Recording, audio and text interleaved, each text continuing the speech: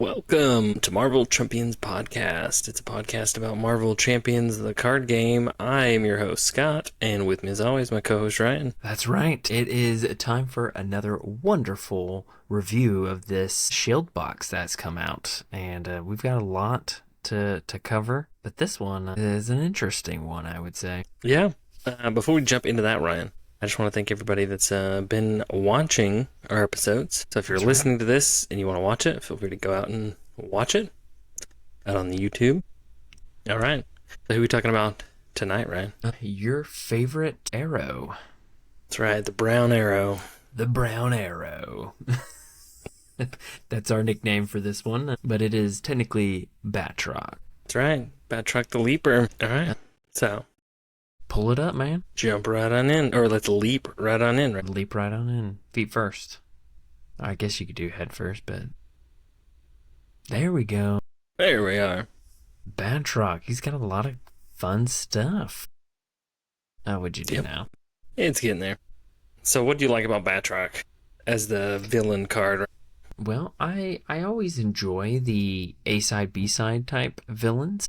They generally have a different element to the game. It's not all about beating them up, though it rewards you if you're beating them up. Generally, they have more of a story element to them, which I like. I tend to think that those scenarios vibe, and we use the word vibe, the best with the players in the community. Yeah, this one brought a good balance of having to go through all the main schemes, but also having to kind of manage a bunch of different resources and not kind of get overwhelmed with defeating too many villains without kind of balancing that and making decisions and sacrifices. And yeah, pretty good. I like the mechanic. Yeah.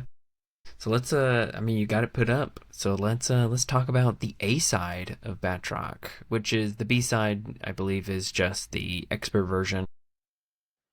So not much difference other than he's a 2/2 and expert, and his health is up versus his standard, which is he's a 1/2, 8 health.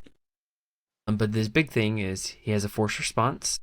After Batroc attacks, place one threat on the alert level, and then the force interrupt, meaning when you kill him, remove 6 threat. I guess we have to talk about the alert level as well. So in this scenario, it comes with an alert level. You're, I guess, breaking into jail to rescue, or I guess not rescue fully yet, but you're trying to get some information. And you got to be sneaky. And I really like the alert level aspect and how Batroc plays with it. He's trying to get the alert level up.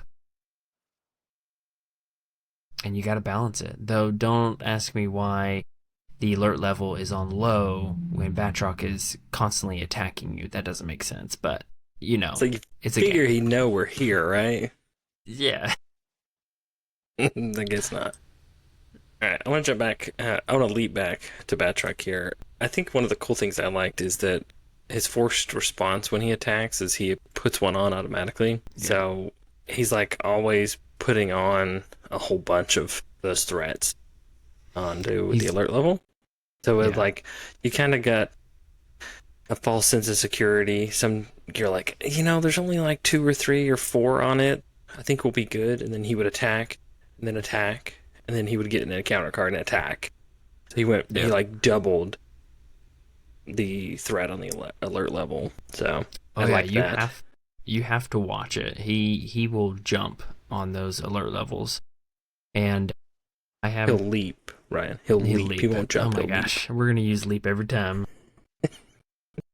You're right. He can leap on that alert level pretty quick if you're not careful.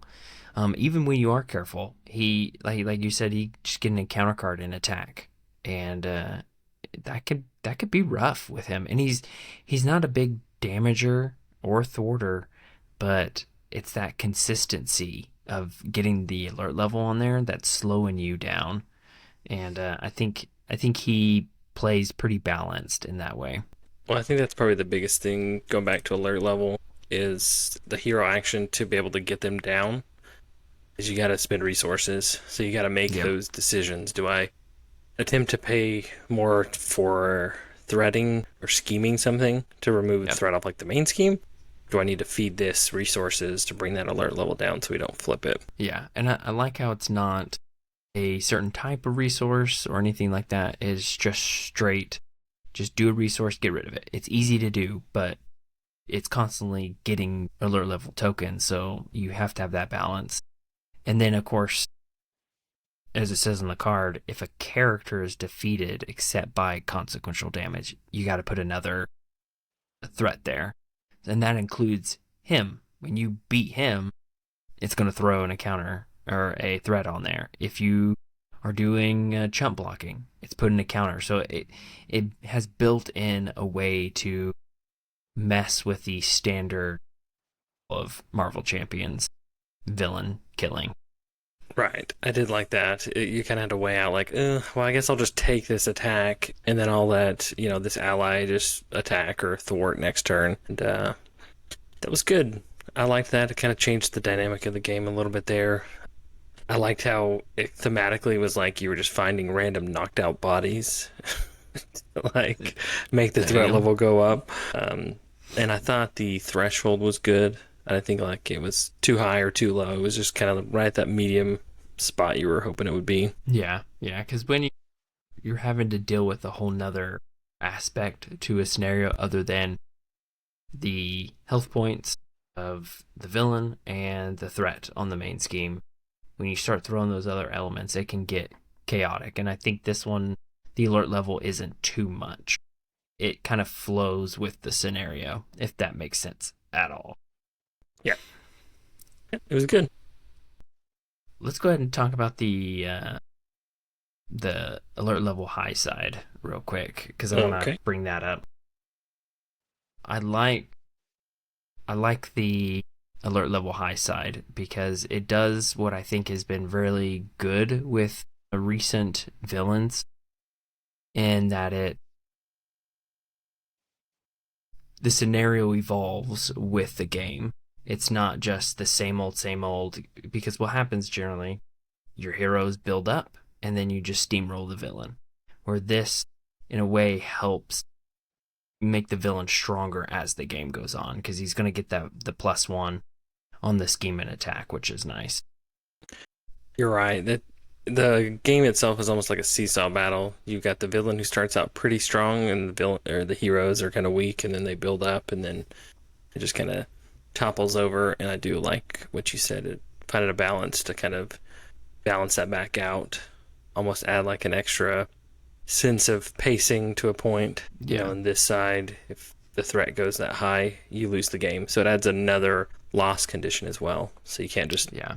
not worry about that for one final round and thinking, oh, I just need to survive one more round and then we can defeat him next turn. And he, defeats too many people and, you lose the game. Yep. Yep. The pacing is spot on, I feel like, on this scenario. And we'll get to it, but I do like that it's built in when you advance as part of the scenario. Yes. It forces you here. So it's like the alarms went off. Hey, we know you're here. Let's duke this out in one final battle. Yeah. Very thematic. I like that. And it doesn't really reward you for not flipping it with the counters, but flipping it through the scenario. But it doesn't hurt you, where if you are on the high side before you get to the point in the scenario, it does hurt you even more. Kind So of penalized. Yeah. yeah. And the biggest thing about keeping it on the low side is you just help keep him a little weaker for longer. Yeah. Which is advantageous for the heroes. Yeah, he's gonna get high, and when he gets high, you gotta work around. Gets that. stronger. Yeah. He starts leaping around everywhere. All Well, right. Shall we move to the schemes? Yeah, let's talk about the main schemes. I don't think they're anything super special. The biggest thing is you have to progress through the schemes. If you let them threat out, you do lose. I felt like they were middle. They start halfway to the thresholds, which I liked. They weren't like too crazy high or too crazy low, so it felt like you really had to do a little bit of work here and there. Yeah. Big one here for 2B, locate missing person. You got to find these captive allies or rescue the captive ally in order to actually win the game. Hmm. They give you multiple chances to do that. It kind of, as a player, have to make those decisions. Do I want to just get one and escape, or do I want to get a couple? Do I want to get three, four? Yeah. So good Yeah. decisions. Yeah. I like the just the change of pace, like we've been talking about. The first scheme is just kind of get the ball rolling, and then this one really is where the game changes. You're trying to get these captive allies. That those captive allies are going to help you, but you also have to worry about them. And then it flips to that the last scheme, and it changes pace again. So like at this point with the extract captives, he's going to flip to the high side on the alert level, and now they're gunning for those captives. So now you have to protect them, and I like that. Though it can get annoying having to watch out for the allies. I think it's a good change of pace again for this scenario to just like, hey, this was your objective. Now this is your other objective, and it flows with the story, and it's just a great time. The one thing I like about this one is the starting threat level is so high that it forces you into at least one villain phase. Typically, I Mm-hmm. guess you could have Yeah, some random scenario, but I would say on average, generally, you're going to have to deal with a villain phase where they're attacking the rescued allies, which I like. So it's not yeah, just it's kind of what. like a lost mechanic that's just kind of shuffled in there, and you hope it does something. It's gonna impact late game. Yeah, yeah. It puts you in that situation where you're gonna have to deal with it. One thing that I think is really interesting and very dangerous is in expert mode, the minions gain quick strike, and that's really bad. So, in I think what I really like about just kind of throwing the whole like allies, because in some other scenarios it's like, well, if he that ally dies, you lose the game. But in this one's like, if they die, that's fine as long as you have at least one. Yeah, you can just get rid of grandma or this character in a wheelchair here and just Grandma's gonna chump block for you. we're still gonna save everyone else. Yeah. So if the Jeez. stage is completed or there are no rescue allies, players of the game. So then you just gotta remove all the threat to win the game. So Yeah. I do. This is one thing I do like about Tony Fanchi's designs is the standard game is good. It's not crazy, but then he adds these subtle things for expert to kind of ramp that difficulty without making it super crazy over the top difficult. Next Evolution, I felt was that way. He designs a good difference in the two, and I think it encompasses the majority of the players, whether you like to play more standard or expert. I feel Yeah. like it creates a Yeah. good game. And it's not just like a generic expert, like, oh, they're just a stronger villain. It's stuff like this where it's like minions now have quick strike, which not only is bad, but in this particular part of the game, it's really bad. Right, because you can, like, oh, I've already defended for this turn, and then now I get a minion coming out as an encounter card, and now they're quick striking, and I can't defend. I don't have an ally. Oh, It really impacts the game. All right, let's take a look at some of his cards. Right, he doesn't have a ton. I guess we'll take a look at the captive ally real quick. yeah. I like their ability. I think it's good. Yeah, I like that they have 5 health so that they can, stay out there a little longer they than could just be a. take a quick strike to the face of like two, and you're not instantly losing the Yeah. game. Yeah, Yeah. yeah, I and like they the help art. I think it's funny. threat. I do like that. Yeah, she's whacking him with a fire extinguisher. Yeah. Is he just holding like an ID badge? Is that what that is? Yeah. He's probably helping her. Like, ma'am, you dropped your badge. Whack. No, she's sneaking up behind him and just whacking him across the head. Yeah, he's facing us. Yeah, so we're a little aim soldier. Embassy guy. Let's see. I didn't realize there was 4 copies of that. He I does know. not have a ton of cards, so why don't we talk about these two minions real quick? 2 copies of each. I just like the aim guys because they just seem so like disposable. They're just Yeah. like, I'm here. It's a job. And I didn't really notice with this art until like right now that he has little Z's Yeah, above him. He's asleep. he's sleeping. I never really knew that. So I think that's really, really funny and clever. Sleeping on the job. But he's guard, so he can't attack Batroc. He's vulnerable, which was a new keyword they introduced in this box.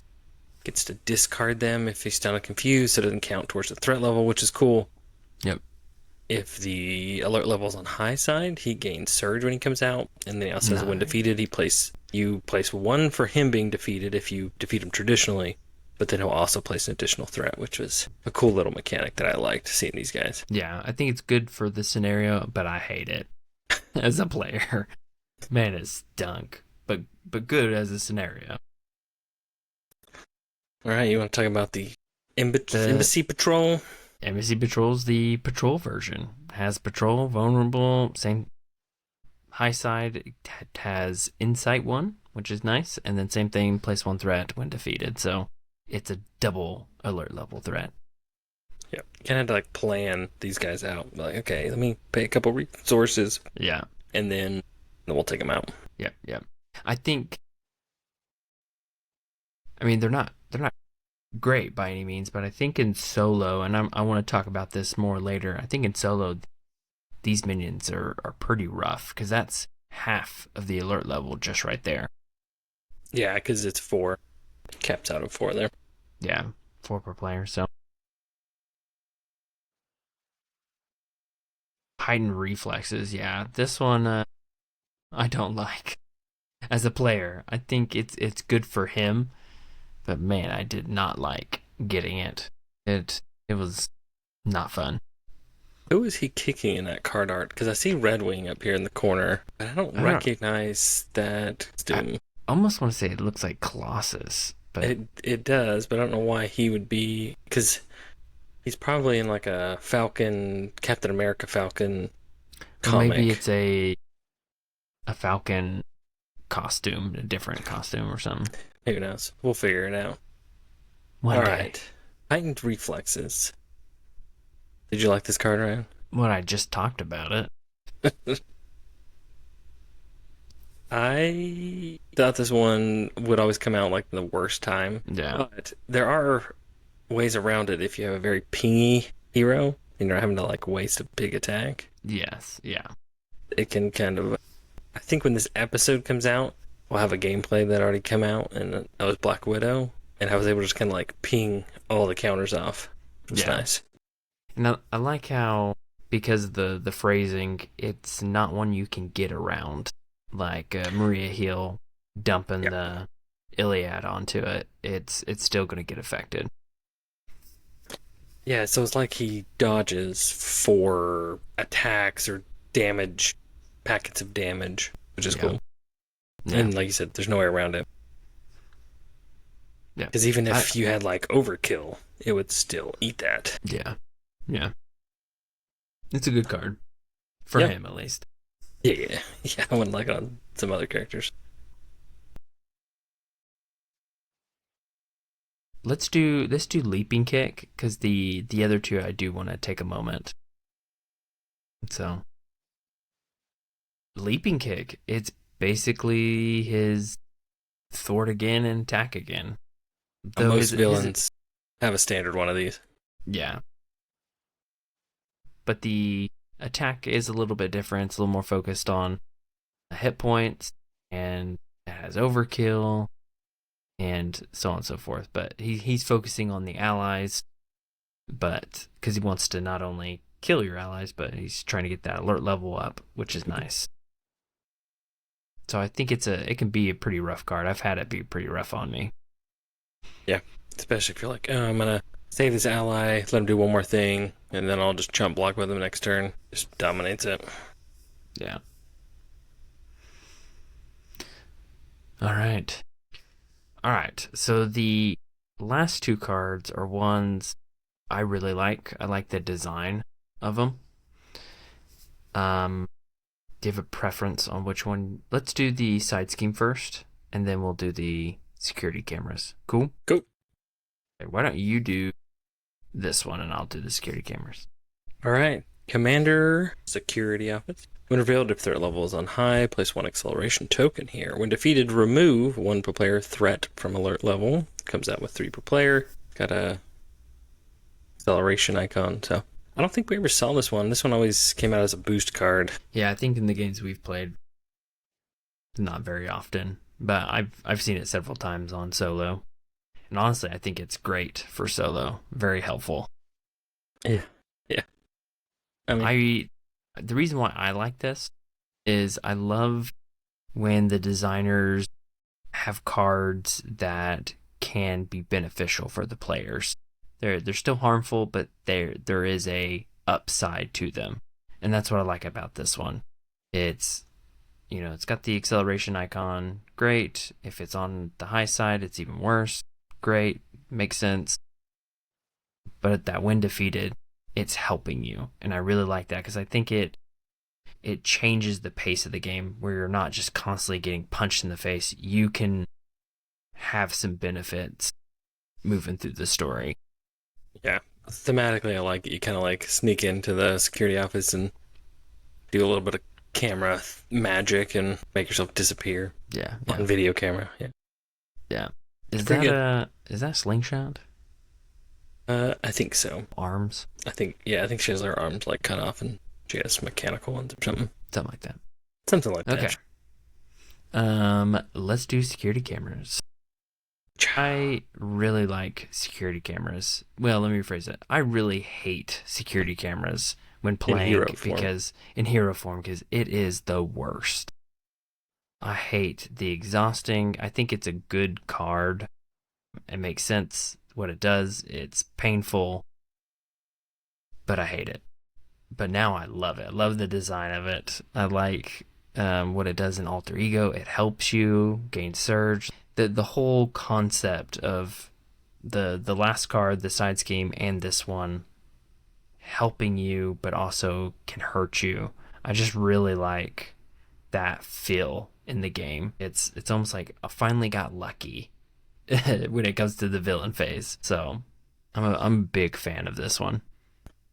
I really like it because when you're alter ego, you're just like another random person on the ship or whatever embassy you're breaking into in this case. So it like removes threat, but then when they clearly see that you're the hero, it forces you to kind of do some rough decisions. And it always comes at the like worst time. And I felt because there is so many of these, like it felt like it hit more often in our games. It hit both of us. It wasn't just like you always got this card. We would see it a lot. And like you said, design wise, awesome. Probably one of the highlights of his. Yeah. I'm a big fan. Great job on this one. Yep, that's Man, it. that's all the half his cards are main schemes. Yeah, he has threat. the aim, one of the aim minion encounter sets, and he comes also with his Batroc's Brigade. Yeah, which I think is a pretty decent encounter set. I absolutely hate. Is it Rapido or Rapido? Rapido. Yeah, Rapido. When you say it, right? Rapido. The rolling R's. Yeah. I hate him. He's the worst. I just hate the 1 damage to everybody. I hate that. I hate it. I mean, it kind of plays into his, Gatling gun arm. Everyone's just kind of taking a random bullet. I mean, it makes sense, yes, but I hate it. It comes at the worst time. His side scheme makes him gain toughness. That's never fun. And then when revealed, you give every enemy a tough. So you have to do extra. The one thing I don't like about this one is it says the hero interrupt when you reveal a non-elite minion. Spend 3 resources of any type, cancel the effects of that minion, and discard it. I never did it. I think I can see its benefit, but most of the time for 3 resources, I'm like, I wish it would have been more like spend a resource and just cancel the when revealed effect, but I guess not all of them has the when revealed. I think it plays into this particular scenario because you have to outweigh the cost of I'm going to have to put resources towards the threat level eventually if I Yeah, defeat this minion. So there's at least one I've got to add. And then that's is it true. worth spending an additional two just to I not guess that's deal with true. it? Yeah, I guess that's true. Maybe it's So better than I think it is. Oh well. there's some of them, like if it was just like an aim grunt or patrol or whatever, I don't really care. They don't have a winter build. I think that piece plays more into like his brigade Yeah. than it does your other kind of random guys. Yeah. I mean, some of the aim has some when reveal, like the one that reveals the aim scientist. Which, It was the one right above it. The counter set has that one. well, I wanted to see which ones he recommends. He's Aim he's got the aim scientist and brigade. scientist and Okay. brigade. Yeah. I could see the benefit doing it with the guard and the patrol, because they're adding two when they're defeated. That's two resources, and then of course like this one has when reveals, and they can be a little bit more annoying, I guess. They pretty much go find the scientist. So you're getting like a double whammy. Yeah. You're getting Again, two two. minions, Yeah. right? That you're gonna have to defeat and put threat on for spend resources. Yeah. So I guess when you think of it that way, it's not that bad. I've never used it, but I do But now see the it's got to be benefit. out. Like that's the other thing is like this has to be out. Yes. I guess it. I guess But the worst it thing is prevents the it keeps giving toughness to all these minions. but if you're doing the interrupt, then it doesn't even matter because you're discarding them. Correct. And if you're playing into the whole vulnerable piece, it doesn't matter anyways. Having a tough get around that with Yeah. vulnerable. So I think I like the design. I just never used it. So that's on me more than the design itself. it seems like Soldiers of Fortune plays similar into that three resource. It's like 3-3-3. Yeah. Soldiers of Fortune. Man, those outfits are special. I still like Rapido. He's just random arm, and then this guy He's like a Kamehameha right he there. came out of the room and was like, "Hey guys, I'm ready. What do you think of my costume?" It's like everybody didn't have the heart to tell him no, so he went with it. Yeah, it's great. Your outfit would stop a bullet. Yeah, so Zoran. yeah, and he's got like double pigtails. I like it. Hey man, Hey, it fits you. It fits you, I guess. what was it? Shatterstar kind of had like a red Yeah, ponytail. but he had like cool like double bladed swords and stuff. So Yeah, Shatterstar's way cooler. yeah, he's cooler than him. And like how like what is that clipping to right there, Ryan? It's magnetic. Leave us a comment, let us. That's what we really want to know. Don't tell us what you think of Batroc scenario. Tell us about that. Yes. All right. Batroc, Ryan. This one also a Little Caesars pizza. You have a new ranking for Oh us. man, what is gonna be my ranking? Well, let me say this. I think Batroc is definitely a great scenario. I think they did a great job. I think for the second scenario in the box, it is a home run.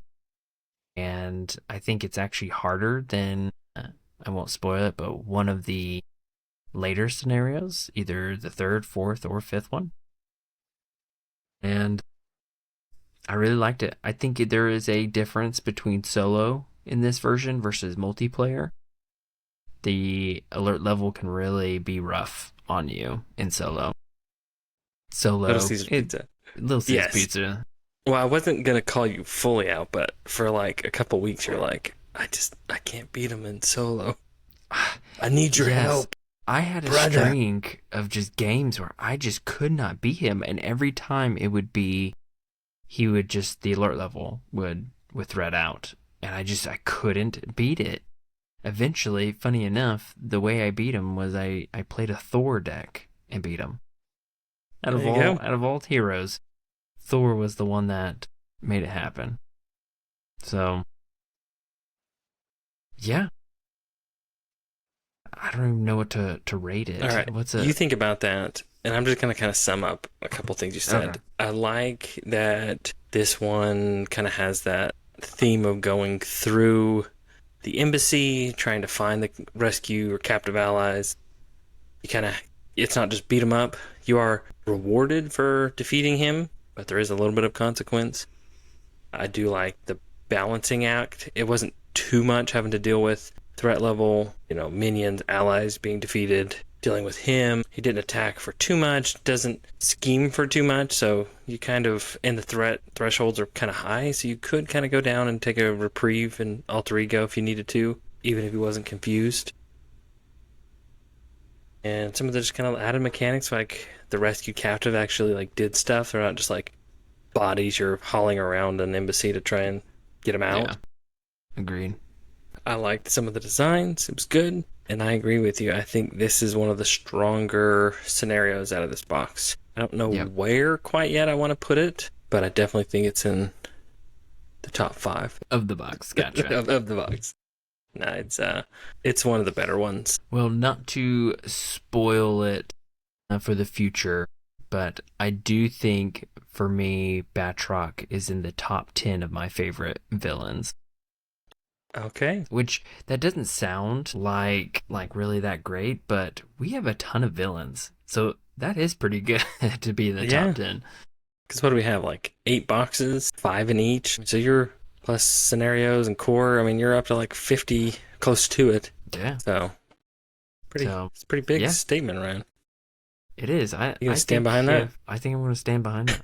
It's in top 10. The rating I'm going to give it is not sore the day after all those high kick leap-ins. That's right.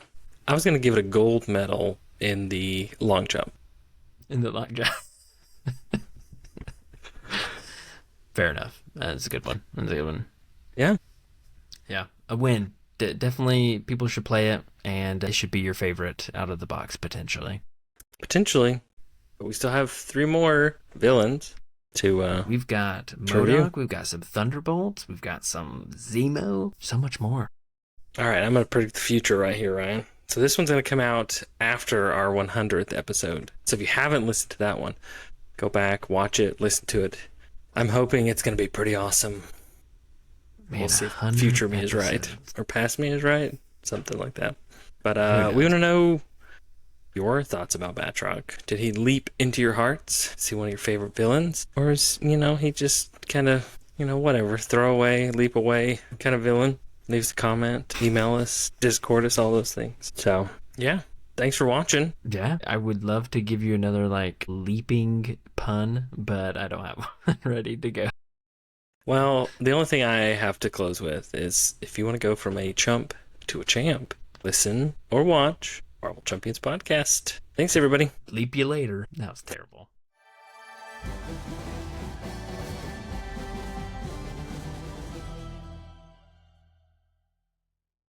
Sorry, my cat just jumped up on me and I was like, what the heck? clawed Are the you crap laughing out of at? my God. leg. Go away, cat. Yeah, cut that out too. Sorry, if you want to No, don't cut it out. Don't cut it out. What was I saying? Something about